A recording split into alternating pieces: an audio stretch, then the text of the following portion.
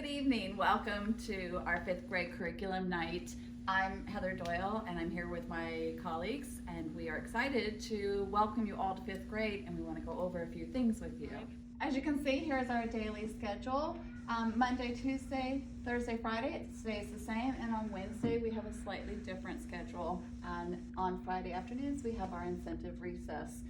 That recess is earned based on positive behavior and your homework. Good evening, I'm Mr. Smith, another fifth grade teacher. I'm talking about the expectations for fifth grade.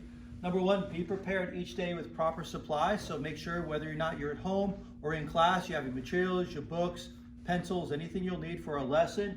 You're coming to class to learn. We're completing homework nightly. Make sure you're checking your Google Classroom to make sure assignments that are due. We have due dates on there. We do not accept late work in fifth grade, so please make sure you're respecting the dates, the assignments. All assignments combined should not take more than 1 hour.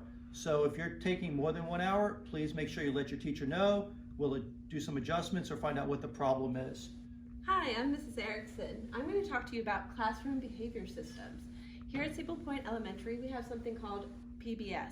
It's Positive Behavior Systems. It says here that one of the positive incentives we give is verbal praise, but every teacher has a different way of giving incentives. And some negative consequences are, they get a verbal warning, that's where we start, loss of incentive recess, which was already spoken about, silent lunch to reflect on their choices, and then also we will contact you. We are really good at communicating when there's an incident. And then also, if it comes to it, a PBS form and a visit with Mr. Mate. Hi, I'm Dr. Evan Smith, and I am here to talk to you about the best subject ever, math. In our math classroom, we have a blended learning model, so whether you're at home or you're at school, you're going to be using technology. We do whole group instruction, we do independent work, we also do iReady and Khan. In your portal, you'll find your textbooks and your workbooks, and eCampus, another site that we use to do testing. Math facts are the foundation for every skill we do. So if you have not been practicing, please start practicing multiplication facts with your students. The better they know them, the easier math will be. For our grades, skill work counts 20%, our quizzes count 30%, tests are 40%, and homework counts for 10%. One of the math programs we have here at Sable Point is called Primes. It's going to be both a fifth grade and sixth grade program where we're learning the skills, the standards for fifth grade, and then a lot of the standards the student's going to need for sixth grade. We do have weekly Khan Academy goals that are required.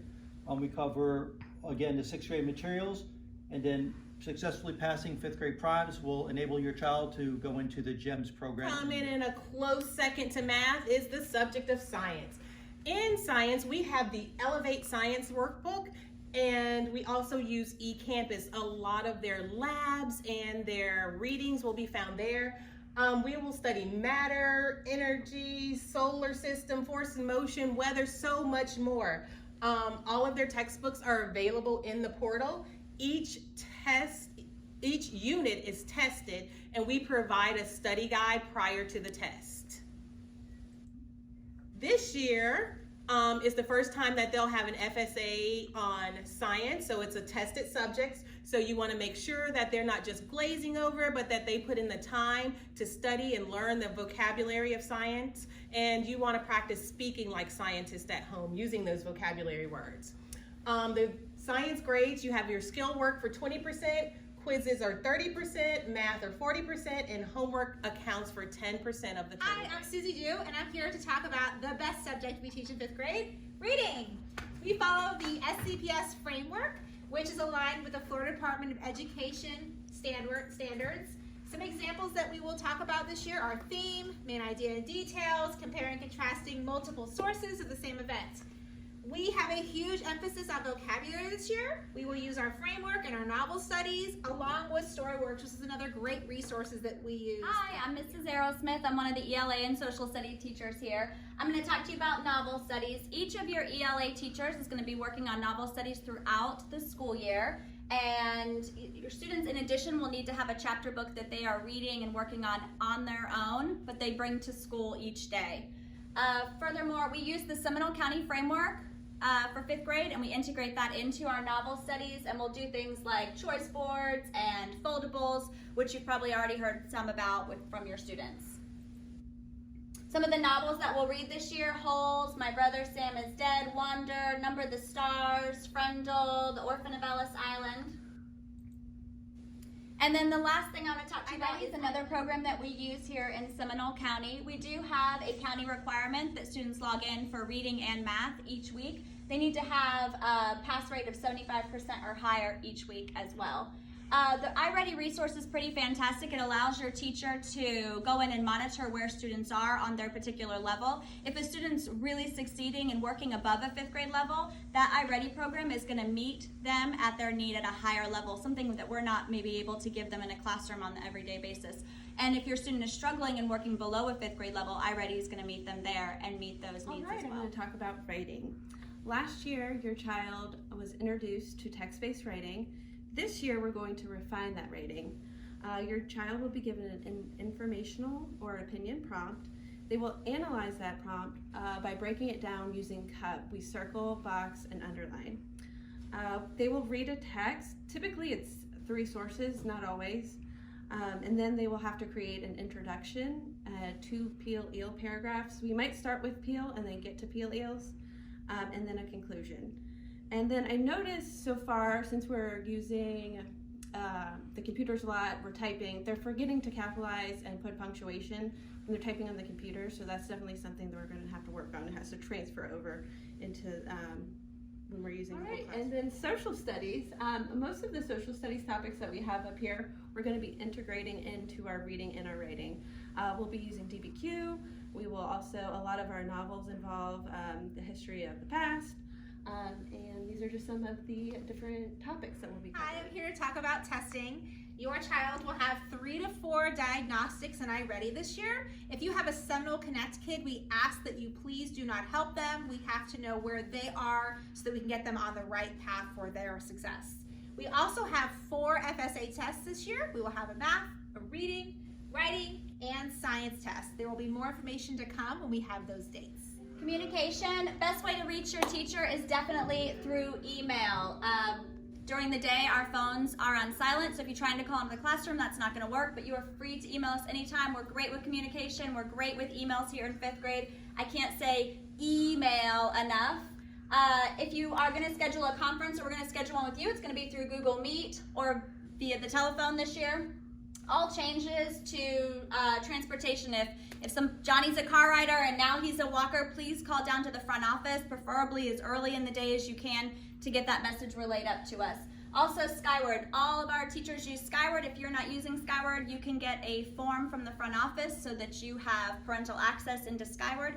Every time a teacher uploads a grade, it's going to be live. As soon as I put in a test grade, Johnny's parents can see that test grade right away. We have a comment section. We have a section for missing work. Everything you need to stay on top and help your students succeed. Absences. The number one key to your child's success is attendance. Be present, be here in class. That goes for our Connect students as well as our face-to-face students. Students will be marked tardy after 8:40. Our Connect students need to be logged into their classroom by 9:25 and ready for that 9:30 start time. Work will not be pulled ahead of time. This is unanimous across the grade level. Your work is posted daily in your Google Classroom, so if you know you're going to have an absence, please check there. All student work is there ready for you. Makeup work is provided upon the child's return to school, and we do follow Seminole County's attendance policy. So again, refer back to your Google Classroom. That's where you'll find your child's work that they missed while they were out. Homework is assigned through Google Classroom, so you can check their upcoming assignments at any time if you log on. Homework will be 10% of your child's grade. Late homework will not be accepted, and missing homework will result in a loss of funds. Specifically for our Connect students, we have some guidelines that we would ask that parents help us with monitoring. Number 1, please be on time to all your Google Class meets. Your morning class will start promptly at 9:30. Your afternoon class starts promptly at 12:30, except for on Wednesdays when it starts at noon. We need you seated and ready to learn at that time. You also need to make sure that the video camera is on so we can see your child's smiling face.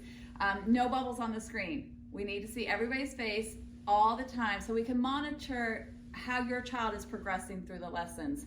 We use facial cues, we use signs of note taking. We can pick up on how your child is handling the Connect piece just by seeing their face on the screen.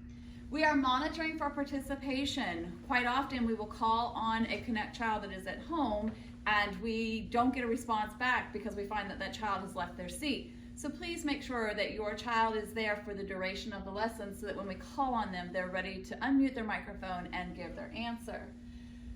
Teachers will be monitoring students. They need to be behaving as if they were in classroom with us.